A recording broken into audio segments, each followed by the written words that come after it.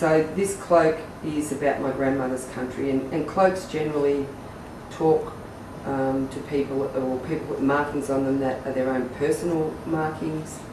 They put designs and stories about their country and their clan, etc.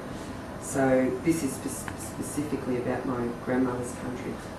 When I was walking through the country, feeling that country, getting to know that country, listening for messages that might come from, you know, an experience of a particular place, or a dream, or through, you know, an encounter with an animal or a bird.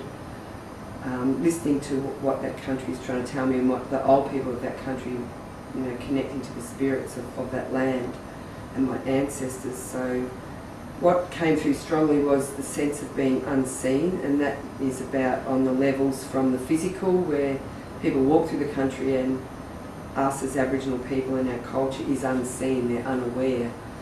Europeans and other people can be walking through the bush and be completely unaware that they're walking past bush food, bush medicines, stuff that you make string or make baskets from, and things like that. And the yams were quite a staple in our diet in pre-European times, and they're rare and unseen now in the wild because of the destruction of habitat. While it looks a bit like the constellations, it's actually the markings on the back of the spotted quoll, and each spotted quoll has a distinctive mark and spots and placement of those spots that identify that quoll. The big long marking here is the Glenelg River, which is comes out around Nelson, and it crosses over into South Australia. In the landscape, when you're walking, and this part is the coastal area.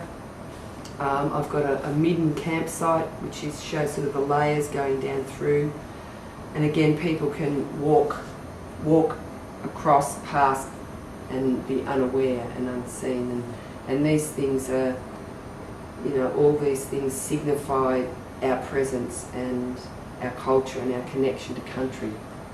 It's the red-tailed black cockatoo, and the black cockatoo and the white cockatoo are the two important motifs for the Gunditjmara people.